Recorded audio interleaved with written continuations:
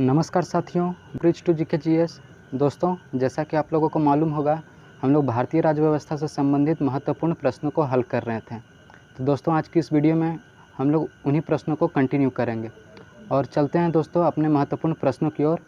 तो चलिए वीडियो को शुरू करते हैं। तो दोस्तों, आज का पहला प्रश्न है, निम्न में से किस स्थिति में किसी व्यक्ति को भारतीय नागरिकता से वंचित किया जा सकता है?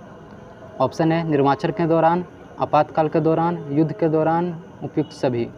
तो दोस्तों, दिए गए विकल्पों के अनुसार इसका सही उत्तर है डी, उपयुक्त सभी। अगला प्रश्न है, भारत में एकल नागरिकता की अवधारणा अपनाई गई है? A USA, B Canada, C England या डी फ्रांस। तो दोस्तों, दिए गए विकल्पों के अनुसार इसका सही उत्तर है ऑप्शन सी, इंग्लैंड। अगला, भारतीय संविधान के किस अनुच्छेद के तहत संसद को भविष्य में नागरिकता के संबंध में कानून बनाने का अधिकार प्रदान किया गया है? तो दोस्तों, दिए गए विकल्पों के अनुसार इसका सही उत्तर है ऑप्शन सी, अनुच्छेद 11। अगला प्रश्न है, पाकिस्तान से आकर भारत में नागरिकता प्राप्त करने संबंध प्रावधान का वर्णन निम्न में से किस अनुच्छेद में वर्णित है? तो दोस्तों, दिए गए विकल्पों के अनुसार इसका सही उत्तर है ऑप्शन ए, अनुच्छेद 6 में। अगला प्रश्न है, एक व्यक्ति नागरिकता के अधिकार कैसे खो सकता है? एक कारण हो सकता है। तो दोस्तों, दिए गए विकल्पों के अनुसार इसका सही उत्तर है ऑप्शन ए, एक व्यक्ति दूसरे देश की नागरिकता ले लेता है तब वो भारत की नागरिकता खो सकता है, चूँकि भारत में एकल नागरिकता का प्रावधान है। अगला प्रश्न है, नागरिकता प्राप्त करने के लिए शर्तें निर्धारित करने वाला सक्षम निकाय कौन सा है? तो दोस्तों, दिए गए विकल्पों के अनुसार इसका सही उत्तर है ऑप्शन सी, संसद। अगला प्रश्न है, भारतीय संविधान निम्न में से कौन सी नागरिकता प्रदान करता है? तो दोस्तों, जैसा कि आप लोगों को मालूम है, इसका सही उत्तर है ऑप्शन बी, एकल नागरिकता। संसद द्वारा पारित नागरिकता अधिनियम 1955 के द्वारा नागरिकता प्राप्ति हेतु तरीके नहीं हैं। दोस्तों, इसका सही उत्तर है दिए गए विकल्पों के अनुसार ऑप्शन डी, इनमें से कोई नहीं। अगला प्रश्न है, सत्य कथन चुनना है। तो दोस्तों, दिए गए विकल्पों के अनुसार इसका सही उत्तर है ऑप्शन बी, भारतीय संविधान में नागरिकता की परिभाषा नहीं दी गई है। भारतीय संविधान के अनुसार नागरिकता के अधिकारों का बना रहना किस अनुच्छेद के अनुसार है? तो दोस्तों, दिए गए विकल्पों के अनुसार इसका सही उत्तर है ऑप्शन डी। अगला प्रश्न है, भारतीय संविधान में नागरिकता की परिभाषा किस अनुच्छेद में दी गई है? तो दोस्तों, दिए गए विकल्पों के अनुसार इसका सही उत्तर है ऑप्शन डी, इनमें से कोई नहीं। अगला प्रश्न है, किस नीति ने प्रवासी भारतीय दिवस 9 जनवरी को मनाने की सिफारिश की? तो दोस्तों, दिए गए विकल्पों के अनुसार इसका सही उत्तर है ऑप्शन बी, सिंघवी समिति।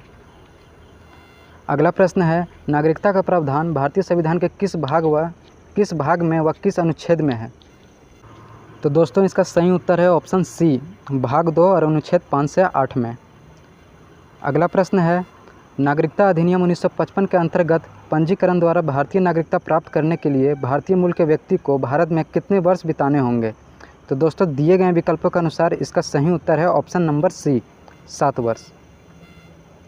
अगला प्रश्न है, भारतीय संविधान के किस अनुच्छेद के अंतर्गत नागरिकों को मौलिक अधिकार प्रदान किए गए हैं? तो दोस्तों, इसका सही उत्तर है ऑप्शन बी, अनुच्छेद 12 से 35। अगला प्रश्न है, मूल अधिकारों से संबंधित संविधान के निम्नलिखित अनुच्छेदों में से कौन सा एक प्रत्यक्ष रूप से बालकों के शोषण के संबंध है? तो दोस्तों, दिए गए विकल्पों के अनुसार इसका सही उत्तर है ऑप्शन सी, 24। अगला प्रश्न है, भारत के सर्वोच्च न्यायालय ने संविधान की मूल संरचना सिद्धांत, बुनियादी ढांचा सिद्धांत का प्रतिपादन निम्नलिखित में से किस मुकदमे में किया था? तो दोस्तों, इसका सही उत्तर है ऑप्शन सी, केशवानंद भारती बनाम केरल राज्य। अगला प्रश्न है, निम्नलिखित में से किस एक को नागरिकों के मौलिक अधिकारों का रक्षक तथा भारत के संविधान का अभिभावक माना जाता है? तो दोस्तों, इसका सही उत्तर है ऑप्शन सी, सुप्रीम कोर्ट को भारत में मौलिक अधिकारों का रक्षक माना जाता है। अगला प्रश्न है, संपत्ति के मौलिक अधिकार को कब समाप्त किया गया? तो दोस्तों, जैसा कि आप लोगों को मालूम है, इसका सही उत्तर है ऑप्शन ए, 1978 में संविधान के 44वें संशोधन द्वारा। अगला प्रश्न है, संविधान के किस प्रावधान द्वारा अस्पृश्यता का उन्मूलन किया गया है? तो दोस्तों, इसका सही उत्तर है ऑप्शन सी, अनुच्छेद 17। भारतीय संविधान के 44वें संशोधन से मौलिक अधिकारों की श्रेणी से निम्नलिखित में से किस अधिकार को हटा दिया गया? तो दोस्तों, इस प्रश्न का सही उत्तर है ऑप्शन सी, संपत्ति का अधिकार को हटा दिया गया था। निम्नलिखित में से भारत के संविधान का कौन सा अनुच्छेद कानून के समक्ष समानता से संबंधित है? तो दोस्तों जैसा कि आप लोगों को मालूम है, आर्टिकल 14 अनुच्छेद 14 विधि के समक्ष समानता की बात करता है। अगला प्रश्न है, निम्नलिखित युग्मों में से कौन सा सही सुमेलित नहीं है? तो दोस्तों चलिए ऑप्शन को पढ़ते हैं। मानव दुर्व्यापार तथा बाल श्रम का प्रतिषेध अनुच्छेद 23, दोस्तों ये सही है। अल्पसंख्यक वर्गों के हितों का संरक्षण अनुच्छेद 29, ये भी सही है। संवैधानिक उपचारों का अधिकार अनुच्छेद 32, दोस्तों ये भी सही उत्तर है, तो बच गया ऑप्शन डी। तो दोस्तों इस प्रश्न का सही उत्तर है ऑप्शन डी। शिक्षा संस्थाओं की स्थापना तथा प्रशासन करने का अल्पसंख्यक वर्गों का अधिकार अनुच्छेद 31। अगला प्रश्न है, संविधान के अंतर्गत मूल अधिकार का संरक्षक कौन है? तो दोस्तों जैसा कि आप लोगों को मालूम है, इसका सही उत्तर है ऑप्शन सी, सर्वोच्च न्यायालय।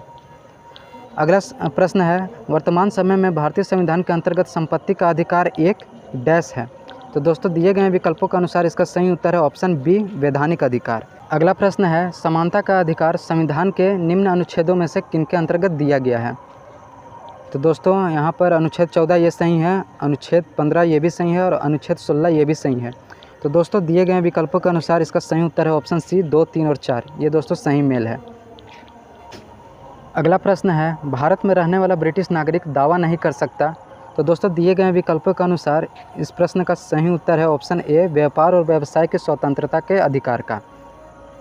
अगला प्रश्न है, भारतीय संविधान के अनुच्छेद 25 का संबंध किससे है? तो दोस्तों जैसा कि आप लोगों को मालूम है, इसका सही उत्तर है ऑप्शन सी, धर्म की स्वतंत्रता से।